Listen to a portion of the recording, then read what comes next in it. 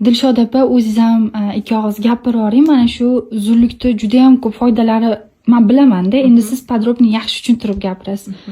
Aytsangiz, eshitsa qizlarim. Zuluni o'zi haqiqatan foydalari juda ham ko'p, aytib sanab sanog'iga yetib bo'lmaydi. Bu meni mutaxassis sifatida aynan meni gapim emas, buni dunyo olimlari tasdiqlab bergan narsa. Zulukning eng katta shifosi bu og'zdagi so'ligida. Hali hech bir dunyo olimlari hech bir holatda, hech bir laboratoriyada ham sun'iy ravishda bu so'ligini yarata olmagan. Bu faqatgina zulukda bor. Alloh mo'jizasi desa ham bo'ladi. Shu sababli har doim har bir bemorga o'zimizga ishonch bilan shifo Allohdan deb bu muolajalarni o'tkazib beramiz. Xo'p, hozir Imona ham aytdilar, qonni suyultirib berishga va yana bular auditoriyasi hammasi ayollar bo'lganligi uchun aytaman. Asosan ayollar 25-30 yoshdan keyin organizmi kollagenga muhtoj bo'ladi.